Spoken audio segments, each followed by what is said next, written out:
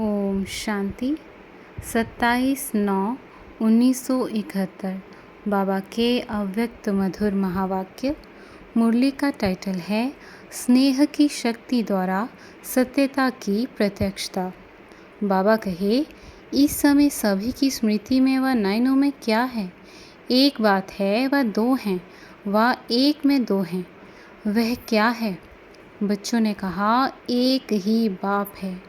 बाबा कहे, आज सभी एक मत और एक ही बात पर हैं। अच्छा, इस समय तो एक बात है, लेकिन वैसे वर्तमान समय स्मृति में व नयनों में सदैव क्या रहता है? सिर्फ घर जाना है, यह याद रहता है। सर्विस करने बगैर कैसे जाएंगे? वर्षा भी अपने लिए तो याद रहा, लेकिन दूसरों को भी वर्षा दिलाना है, यह भी तो याद रहना है। हर कदम में स्मृति में बाप की याद और साथ साथ सर्विस वह सिर्फ याद रहती है और रहनी चाहिए। चलते फिरते कर्म करते अगर यह स्मृति में रहेगा कि हम हर समय ईश्वरीय सेवा के अर्थ निमित्त हैं, स्थूल कार्य करते भी ईश्वरीय सेवा के निमित्त हैं, यह स्मृति रहने से, सदैव निमित्त समझने से कोई भी ऐसा कर्म नहीं होगा जिससे डिससर्विस हो। यह स्मृति भूल जाती है तब साधारण कर्म व साधारण रीति समय जाता रहता है। जैसे देखो, कोई विशेष सर्विस अर्थ निमित्त बनते हो तो जितना समय विशेष सर्विस का रूप सामने होता है, उतने समय की स्टेज व स्थिति अच्छी होती है ना, क्योंकि समझते हैं हम इस समय सभी के सामने सर्विस के लिए निमित्त हूँ। ऐसे ही स्थूल कार्य करते हुए भी यह स्मृति में रहे कि इस समय मनसा द्वारा विश्व को परिवर्तन करने की सेवा में उपस्थित हूँ।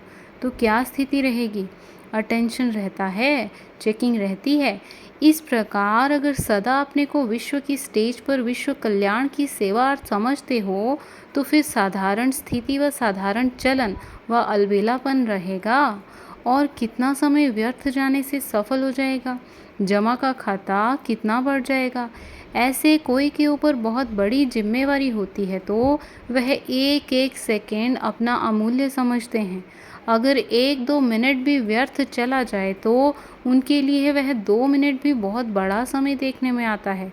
तो सभी से बड़ी जिम्मेवारी आपके ऊपर है। और किसकी इतनी बड़ी जिम्मेवारी है जितनी आपकी इस समय है? तो सारे विश्व का कल्याण, जड़ चैतन्य दोनों को परिवर्तन करना है। कितनी बड़ी जिम्मेवारी है। तो हर समय यह स्मृति रहे कि बाप ने इस समय कौन सी ड्यूटी दी है। एक आँख में बाप का स्नेह, दूसरी आँख में बाप द्वारा मिला हुआ कर्तव्य अर्थात सेवा। तो स्नेह और सेवा दोनों साथ साथ चाहिए।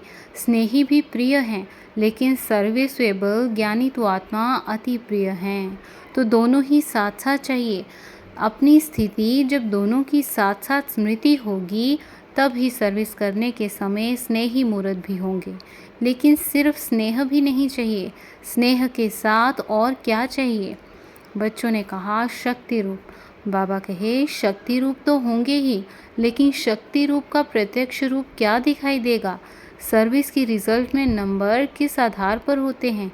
क्योंकि वाणी में जौहर भरा हुआ है, अर्थात स्नेह के साथ शब्दों में ऐसा जौहर होना चाहिए जो उन्हों के हृदय विदीर्ण हो जाएं। अभी तक रिजल्ट क्या है? या तो बहुत जौहर दिखाती हो व बहुत स्नेह दिखाती हो, या तो बिल्कुल ही हल्के रूप में बोलेंगे या बहुत जोश में बोलेंगे। लेकिन होना क्या चाहिए? एक एक शब्द में स्नेह की रेखाएं होनी चाहिए।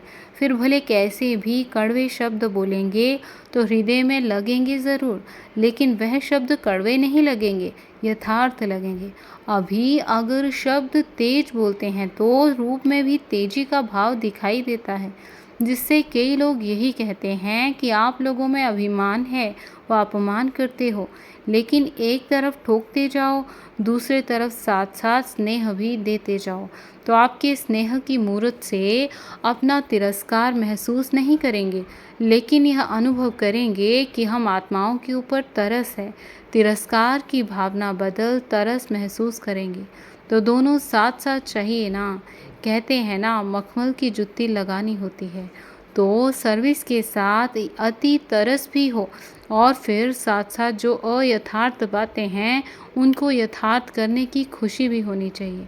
बातें सभी स्पष्ट देनी है, लेकिन स्नेह के साथ। स्नेह मूर्त होने से उन्हों को जगत माता के रूप का अनुभव होगा।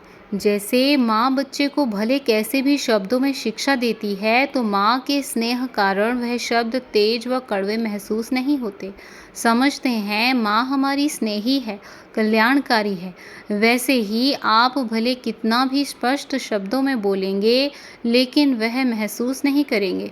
तो ऐसे दोनों स्वरूप के समानता की सर्विस करनी है, तब ही सर्विस की सफलता समीप देखेंगे।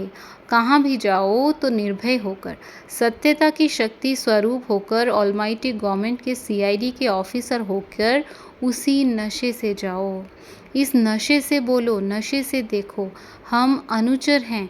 इसी स्मृति से अयथार्थ को यथार्थ में लाना है, सत्य को प्रसिद्ध करना है, ना कि छिपाना है। लेकिन दोनों रूपों की समानता चाहिए। किसको देखते हो व कुछ सुनते हो तो तरस की भावना से देखते सुनते हो, या सीखने और कॉपी करने के लक्ष्य से सुनते देखते हो।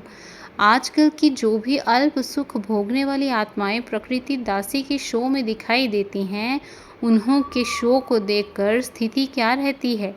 यह आत्माएं इस तरीके व इस रीति रस्म में प्रकृति दासी के रूप में स्टेज पर प्रख्यात हुई हैं। इसलिए हमें भी ऐसा करना है व हमें भी इन्हों के प्रमाण अपने में परिवर्तन करना चाहिए। यह संकल्प भी अगर आया तो उनको क्या कहेंगे? क्या दाता के बच्चे भिखारियों की कॉपी करते? आपके आगे कितने भी पॉम्प शो में आने वाली आत्माएं हों, लेकिन होवनहार प्रत्यक्ष रूप के भिखारी हैं। इन सभी आत्माओं ने बाप दादा के बच्चों से थोड़ी बहुत शक्ति की बूंदों को धारण किया है। आप लोगों की शक्ति की अंजलि लेने से आजकल इस अंजलि के फल प्रकृति दासी के फल रूप में देख रहे हैं। लेकिन अंजलि लेने वाले को देख सागर के बच्चे क्या हो जाते हैं? प्रभावित। यह सभी थोड़े समय में ही आप लोगों के चरणों में झुकने लिए तड़पेंगे। इसलिए स्नेह के साथ सर्विस का जोश भी होना चाहिए। जैसे शुरू में स्नेह भी था और जोश भी था, निर्भय थे, वातावरण व वायुमंडल के आधार से परे। इसलिए एक रस सर्विस का उमंग और जोश था। अभी वायुमंडल व वातावरण देख कहाँ कहाँ अपनी रूपरेखा बदल देते हो। इसलिए सफलता कब कैसे दिखाई देती है। जबकि कलयुग अंत की आत्माएं अपनी सत्यता को प्रत्यक्ष करने में निर्भय होकर स्टेज पर आती हैं, तो पुरुषोत्तम संगम युगी सर्वश्रेष्ठ आत्माएं अपने को सत्य प्रसिद्ध करने में वायुमंडल प्रमाण रूपरेखा क्यों बनाती हैं? आप मास्टर रचयिता हो ना, वह सभी रचना है ना। रचना को मास्टर रचयिता कैसे देखेंगे? जब मास्टर रचता के रूप में स्थित होकर देखेंगे, तो फिर यह सभी कौन सा खेल दिखाई देगा, कौन सा दृश्य देखेंगे? जब बारिश पड़ती है तो बारिश के बाद कौन सा दृश्य देखते हैं? मेंढक थोड़े से पानी में महसूस ऐसे करते हैं जैसे सागर में है, ट्रां ट्रां करते नाचते रहते हैं। लेकिन वह अल्पकाल सुख का पानी, तो यह मेंढकों की ट्रां ट्रां करने और नाचने कूदने का दृश्य दिखाई देगा। ऐसे महसूस करेंगे कि यह अभी अभी अल्पकाल के सुख में फूलते हुए गए कि गए। तो मास्टर रचयिता की स्टेज पर ठहरने से ऐसा दृश्य दिखाई देगा, कोई सार नहीं दिखाई देगा, बिगर अर्थ बोल दिखाई देंगे। तो सत्यता को प्रसिद्ध करने की हिम्मत और उल्लास आता है। सत्य को प्रसिद्ध करने का उमंग आता है कि अभी समय पड़ा है। क्या अभी सत्य को प्रसिद्ध करने में समय पड़ा है? फलक भी हो और झलक भी हो, ऐसी फलक हो जो महसूस करें कि सत्य के सामने हम सभी के अल्पकाल की यह आडंबर चल नहीं सकेंगे।